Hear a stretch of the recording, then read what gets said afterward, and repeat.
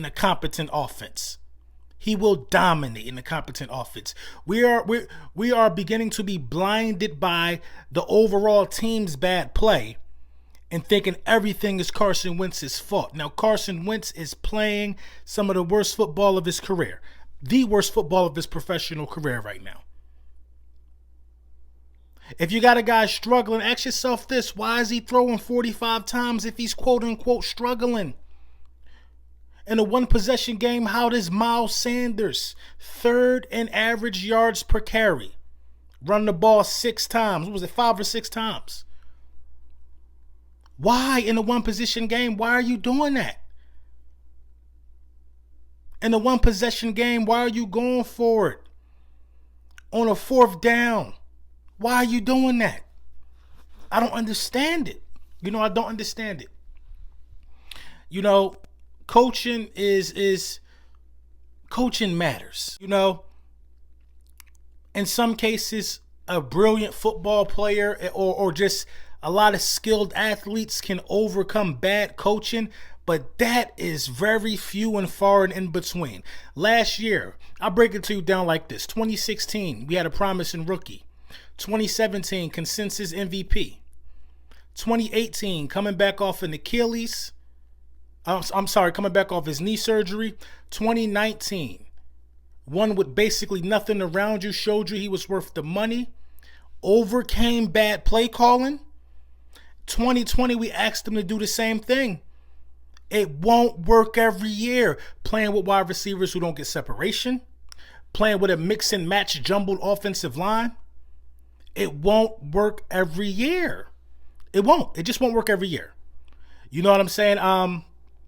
You're asking too much of the guy, man. You're not even being smart now from a coaching perspective. We could take the first drive of the game, the first series of the game.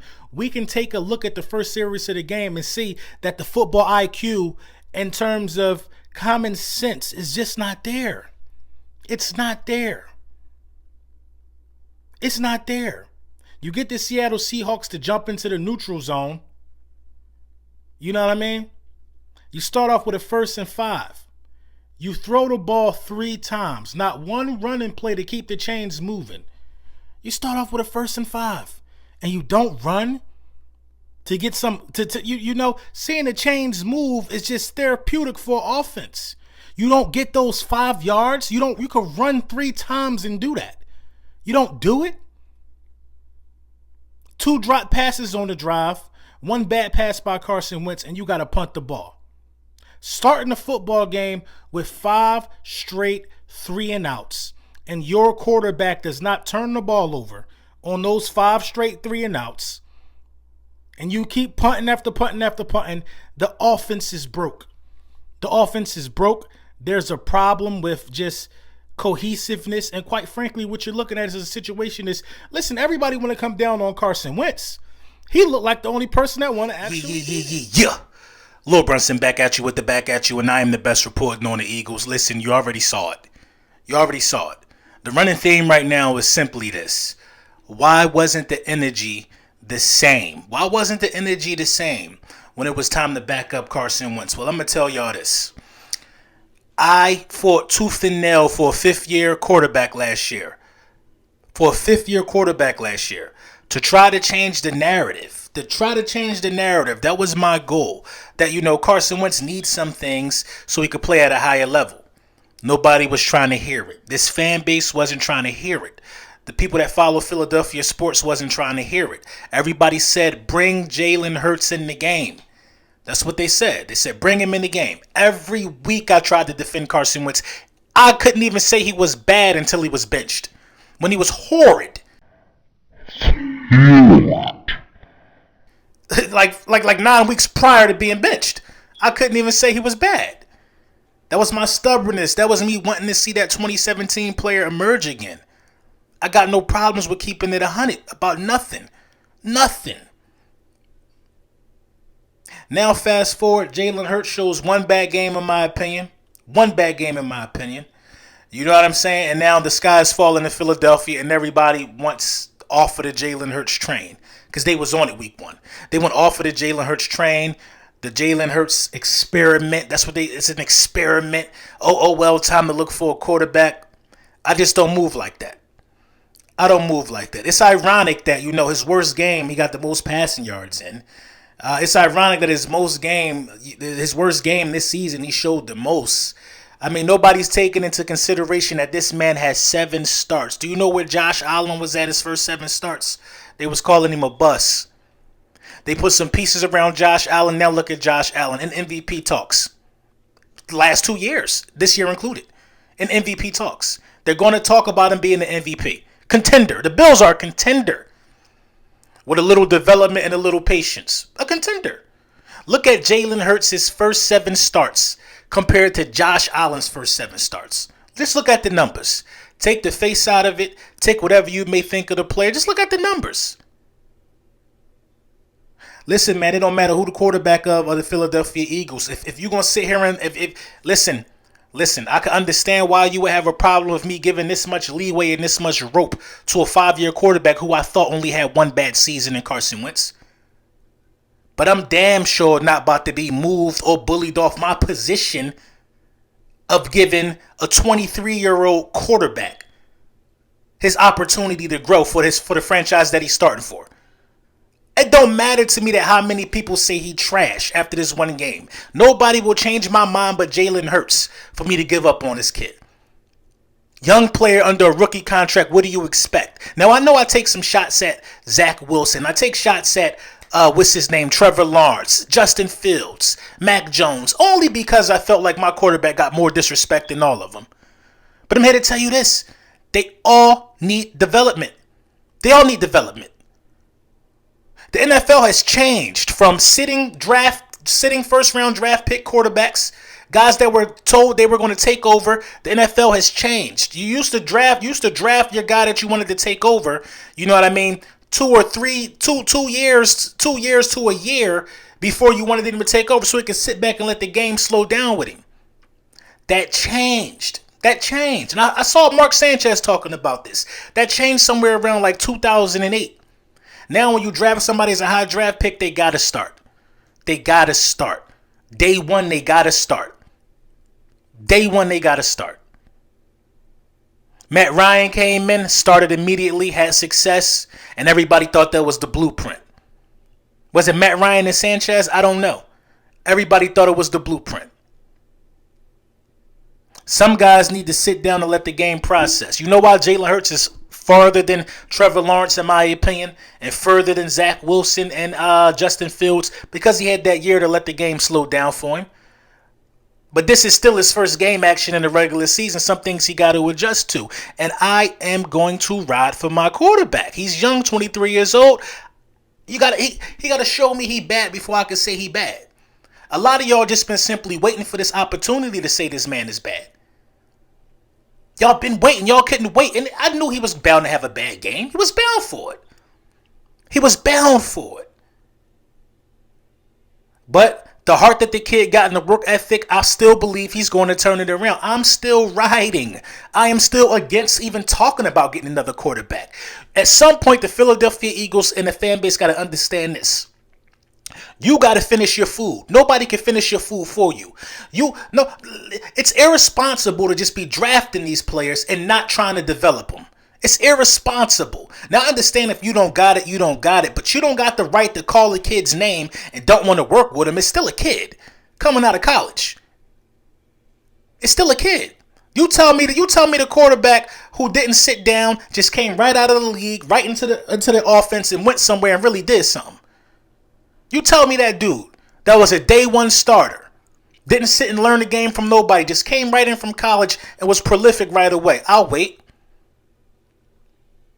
Y'all don't understand that we got bigger fish to fry than the word. You know what I'm saying? Jalen Hurts' development is a big fish to fry, but you visibly have guys that's on the team who not feeling like they wanted or being utilized. Now, if you didn't see Miles Sanders' presser, if you didn't see this presser from Miles Sanders, boy, I got some news for you. Miles Sanders wasn't out there about to joke.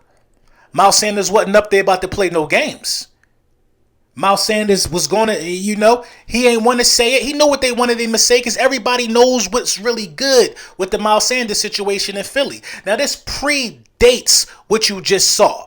Predates what you just saw on Monday. To keep it all the way real, this organization hasn't been using Miles Sanders correctly since he was drafted. Now you take Deuce out of the picture, he really ain't about to get utilized. Unless the public cry for it. He really ain't about to get utilized. The clip that I showed in the beginning of this video proving how I was down for Carson Wentz, I don't care if the quarterback's white, black, brown, purple, orange, or sky blue. I'm going to support my guys. The clip you saw in the beginning, you could play that clip and apply it to Monday. The clip talks about bad offensive line play, the same way I defended Carson Wentz. The clip talks about Miles Sanders not getting enough touches. The clip talks about bad offensive play calling and situational football. You can apply that clip, change a couple names, and post it for the day if you want it. The same problems still reside. So if Carson Wentz wasn't able to succeed, what makes you think that Jalen Hurts is going to be able to have smooth sailing in his first 3 games? Miles Sanders last year was number 1 in yards per carry. We didn't use him. As of right now, Miles Sanders is averaging 8 yards a carry on first down, and we want to come out and throw the ball 10 straight times in a drive and expect us to be in favor of that game. Miles Sanders said like this: if you want to have a good offense, you got to run the ball. That's the realest stuff I ever heard, bruh. It's the realest stuff I ever heard, and it's the truth. It's football 101. You can't just pass. You ever heard of the phrase, you got to keep the defense honest? How are we forgetting that when it comes to Jalen Hurts? How are we forgetting that? Everybody is just jumping that Jalen Hurts is bad. We ran the ball 3 times.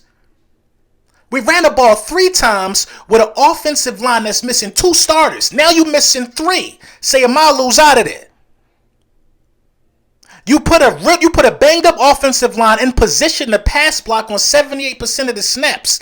And you got a second-year quarterback who's still learning and processing the game, and you thought you was going to win with that game plan.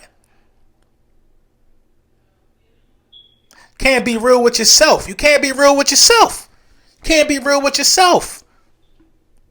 Just because we wear this green color don't mean we got to stop understanding the basic principles of football. Jalen Hurts was bad last week. But I can't tell my daughter to go do her homework and don't provide her a pencil. I can't ask my wife to cook my favorite dish without having at least some way of some knowledge or what. I can't ask her to cook my favorite dish if the food ain't in the freezer. Either it's already there or I'm going to give her some money to go do it. I can't. You need your tools to operate. So we're not going to sit up here and act like, you know what I'm saying, he had everything at his disposal. We're not going to sit up here and act like Jalen Hurts rightfully shouldn't be, Miles Sanders rightfully shouldn't be agitated or upset about not getting the carries he deserved. And this is what I don't want to happen. I don't want this running theme to be going on that the game was out of hand, that's why we didn't pass. Because I posted the clips in my last video of a 7-7 game where the Philadelphia Eagles got the ball. If it's 7-7, the game tied and you got the ball in the first quarter, the playbook is open. That is your opportunity to burn some clock and move the chains. And get them off balance. You got time. What are you rushing for in that situation? Terrible play calling, man. Let me know what y'all think in the comments. We're not going to dwell on the Cowboys game no more or the play calling. We on to Kansas City. Keys to victory coming up tomorrow. You know what I'm saying? I'm going to get with my guy Gate City to see if we can get some Patrick Mahomes, intel for the week. We're going to get with the coach. And yeah, I was thinking about calling this Keys to Survival, but that ain't me. I'm out here expecting to win every week. I'm expecting my team to look good. This Keys to victory, man. Let's get back to it. Get back to the drawing board and understand that we got players to develop. We got games to win and players to develop. No need to be acting like the sky falling like that, man. Get behind your quarterback or go line up and go to another stadium and root for another one.